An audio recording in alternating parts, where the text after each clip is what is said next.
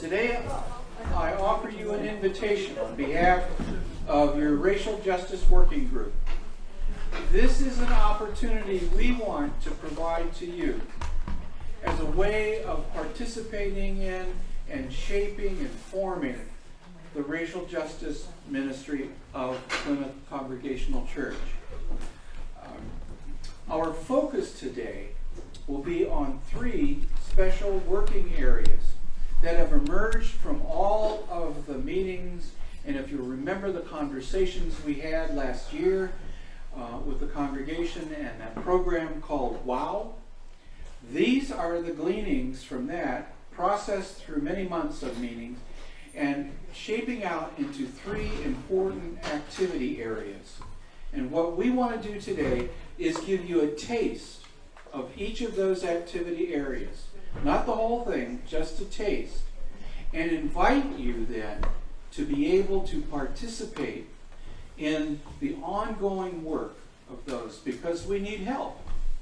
This is not a finished product you'll see today. It is a marked beginning. The 3 areas are arts and race, that Nancy Gwynn will be sharing with us, wherever she went. Right here. Oh, I can't see you behind the pole. I sat next to you in church.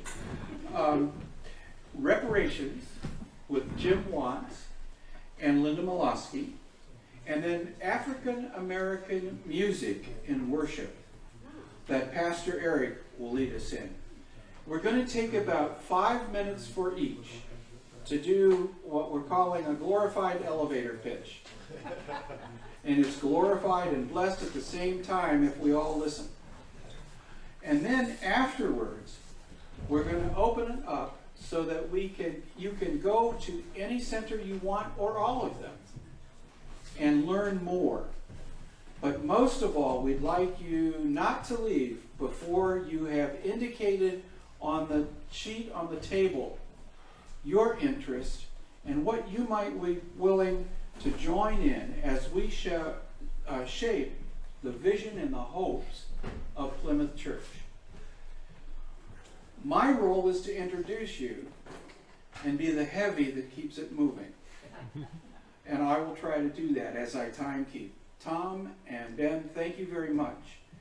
They are helping us get video of the presentations, and then Ben will convert it to a YouTube, and they bury the link in our website and on Facebook. And so I think that's about all the intricacies I know. At any rate, I want to begin officially, as we start this, with what is an important step to open our lives to place our racial justice working group ministry in its broadest context.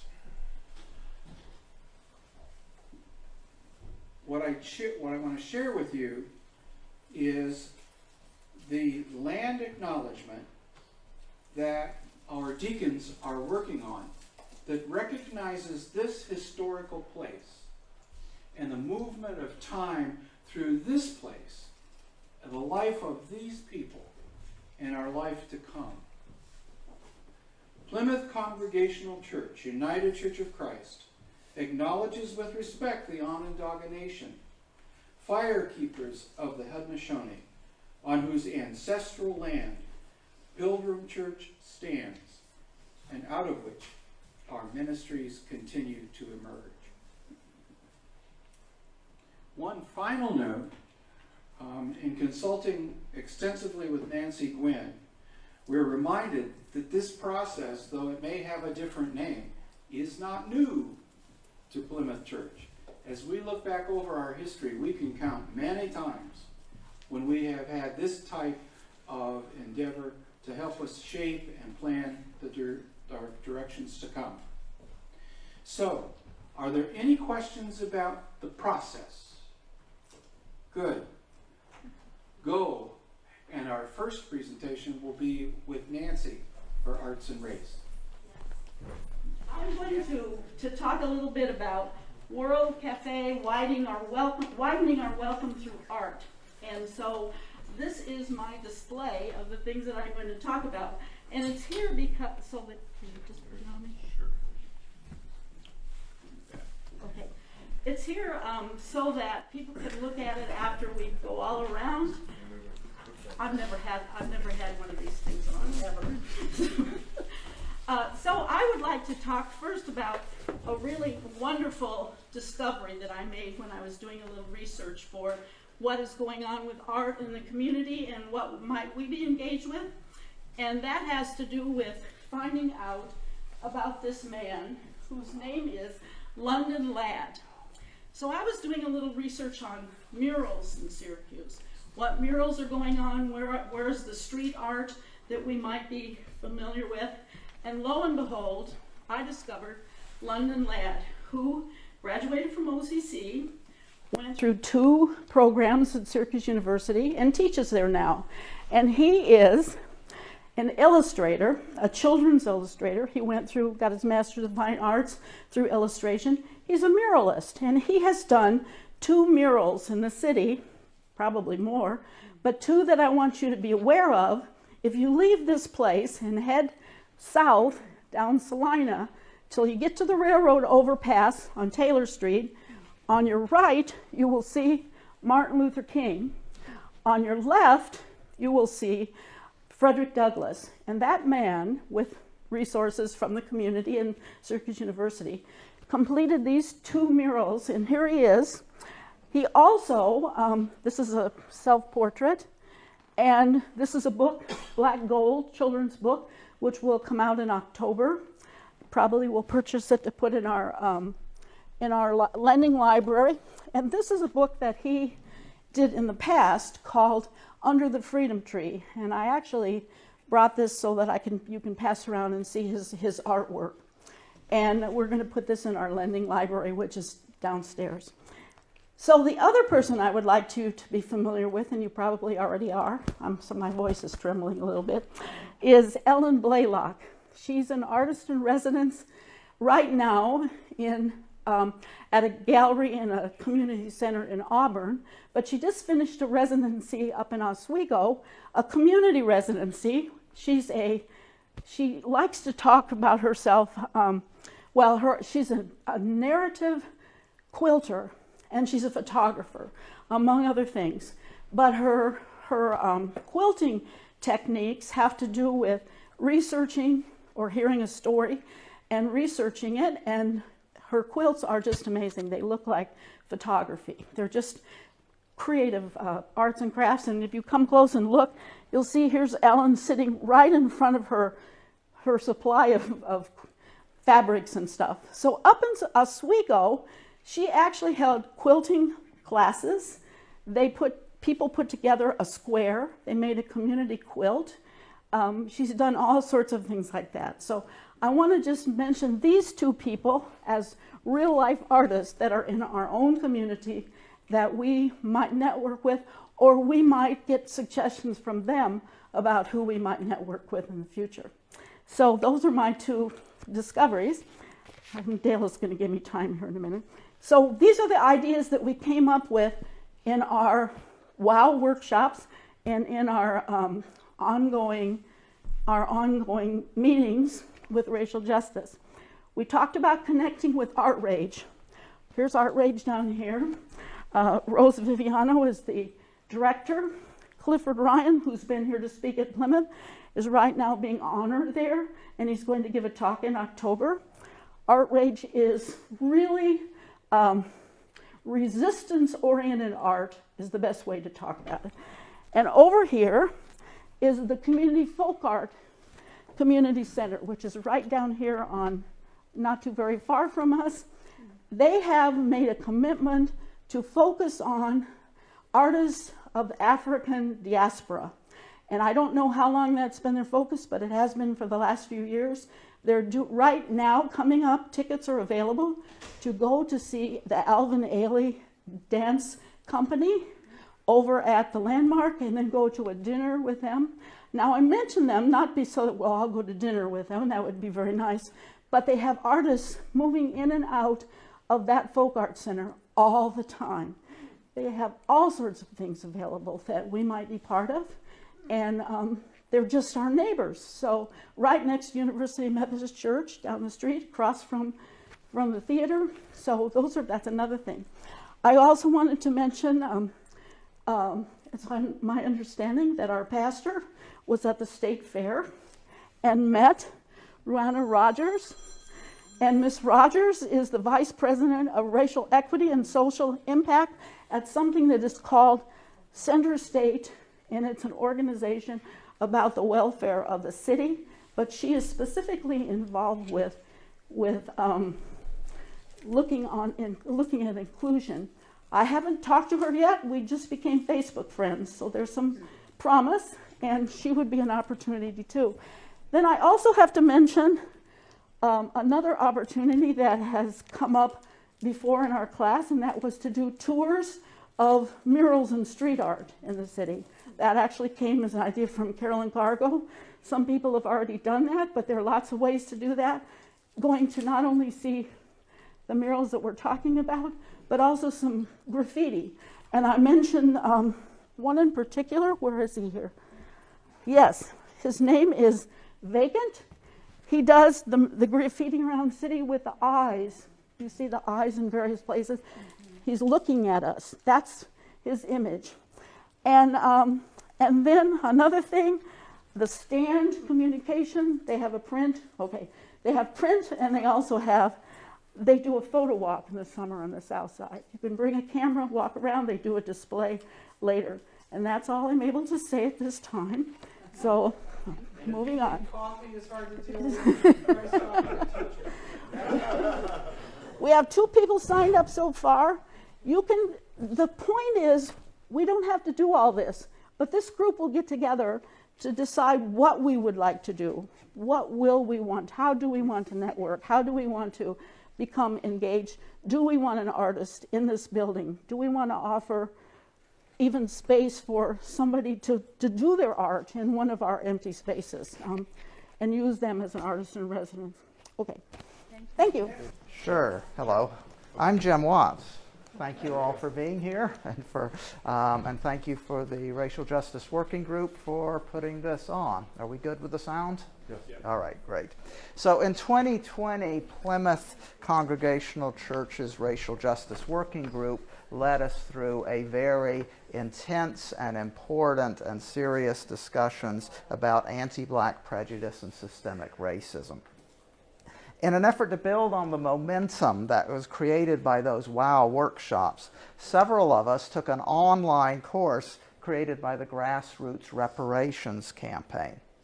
6 members of Plymouth, Caroline Cargo, Craig French, Adam King, Bonnie Siegel, Linda Molosky, and I took the 18-hour online course to learn how to bring conversations about reparations to our church and community. We were blown away by the rich material that was presented by a wide variety of leaders in the reparations movement. We were inspired by the emphasis on spiritual and emotional processing of the history of racism and the effects of slavery. We were amazed by the really long history, 150 years and counting, of discussions and debates about reparations. This is not a new topic. It's been going on since 1865, right?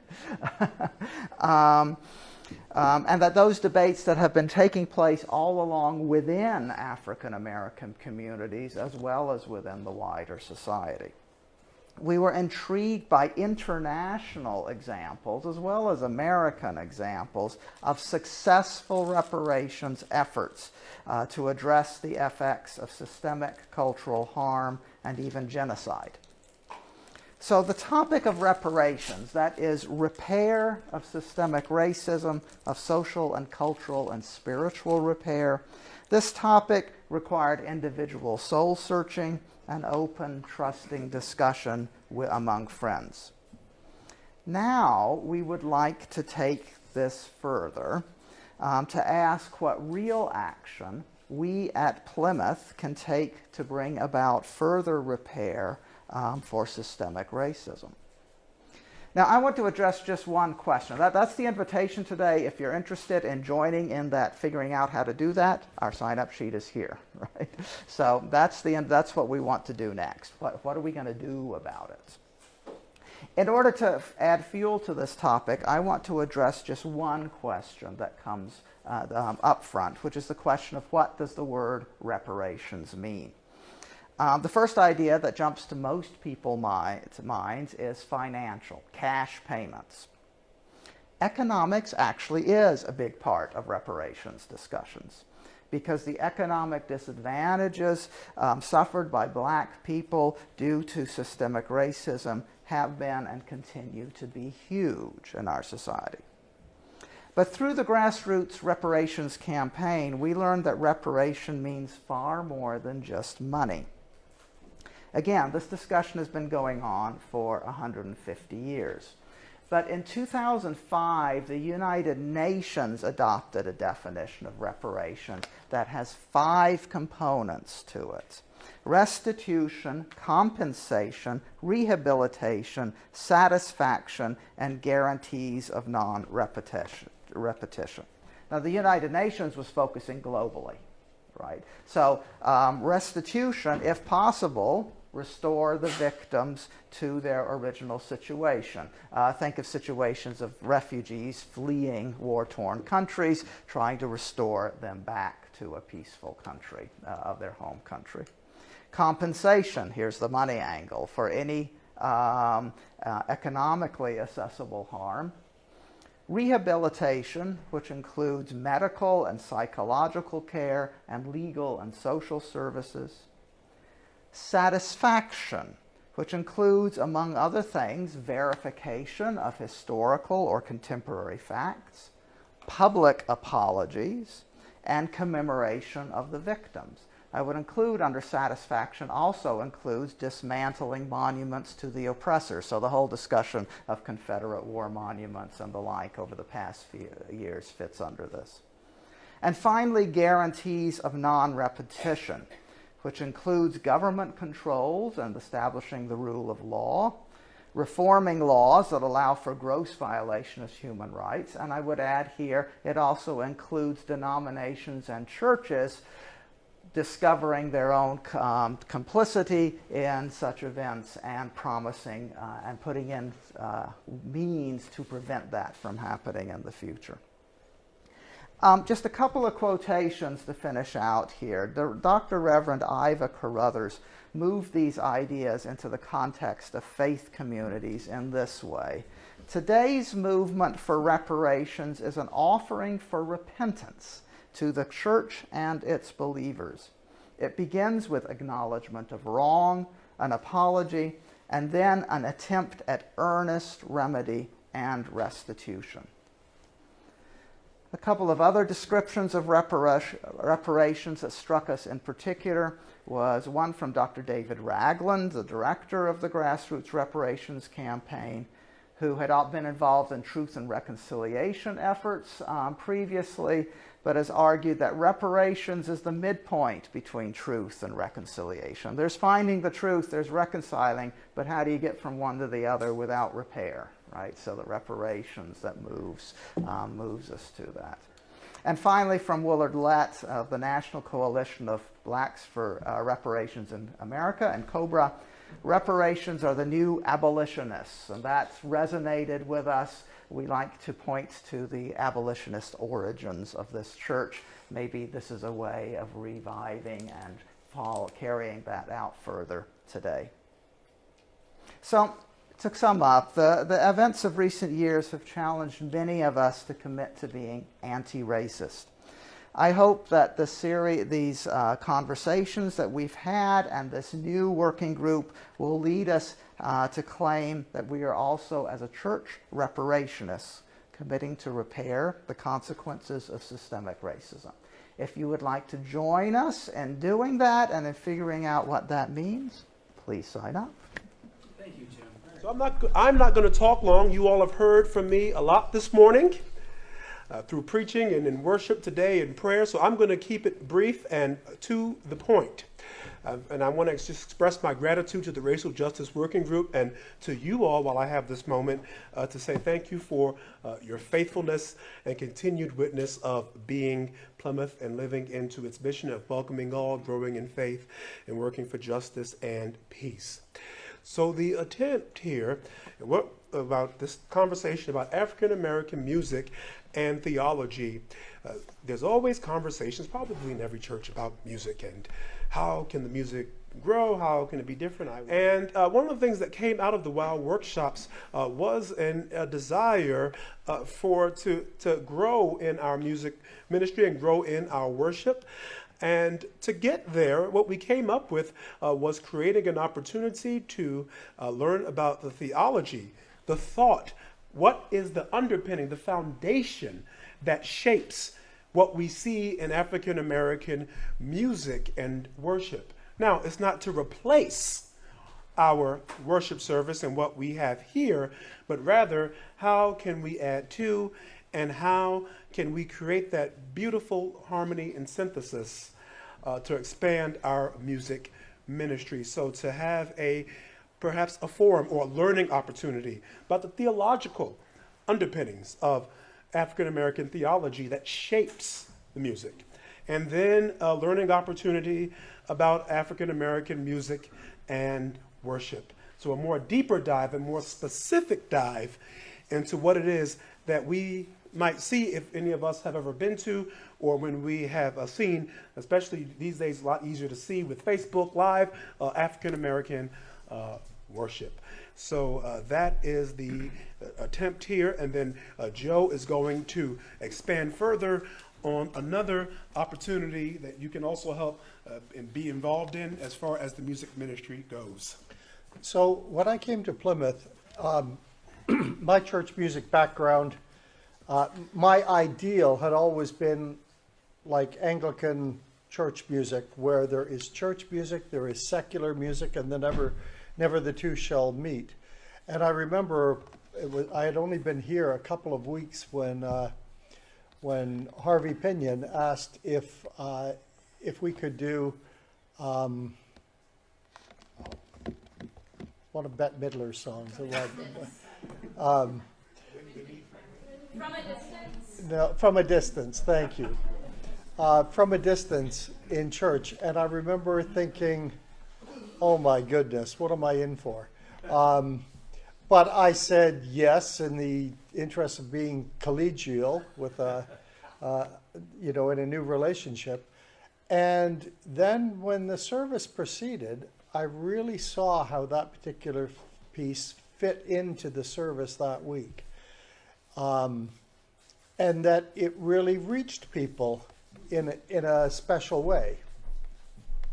And so I started to think, well, maybe there is room for diversity. Well, flash forward 25 years or whatever it has been, and I have the opinion now that there is no such thing as sacred or secular music. There's just music, and there's music that fits an occasion and music that doesn't fit an occasion.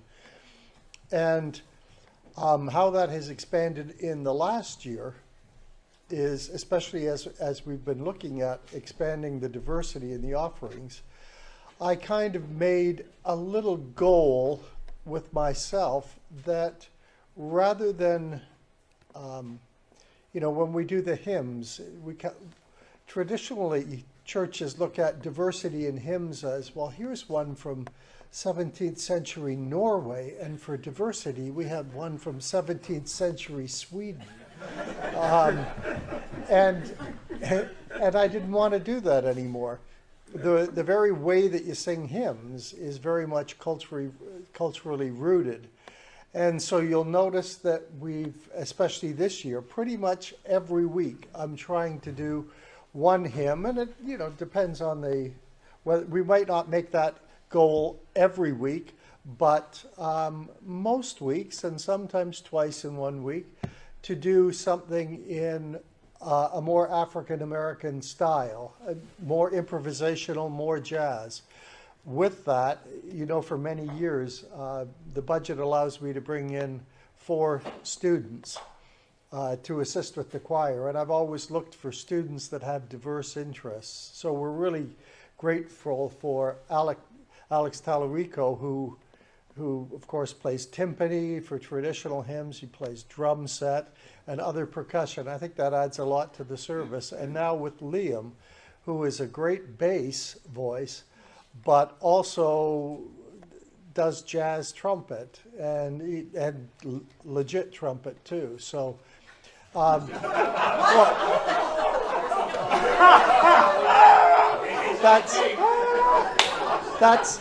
not a pejorative term against. That's literally the terms used by magicians.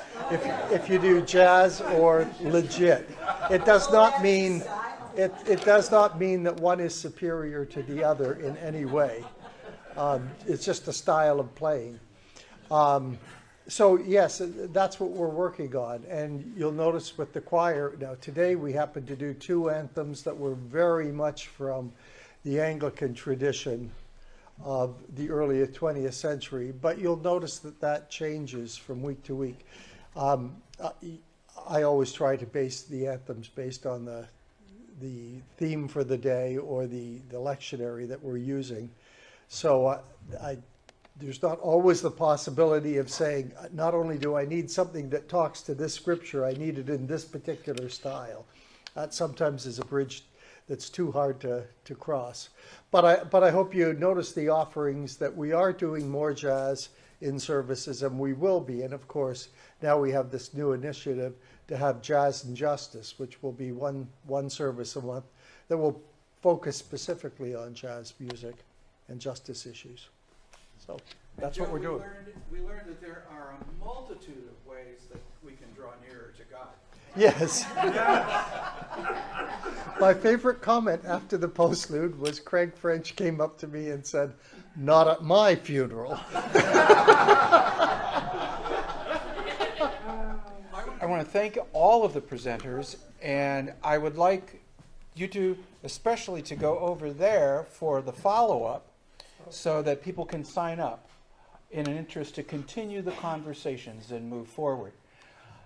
This marks the end of my keeping the beat.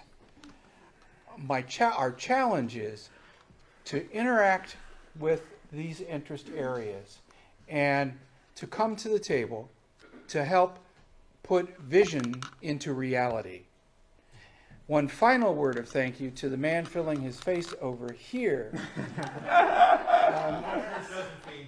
Gary Smith, who is now serving Malden Road, UCC, but has also been our resource from the association and conference and has piloted us through the rocky shores of racial justice, and I think we're moving in the right direction under his leadership.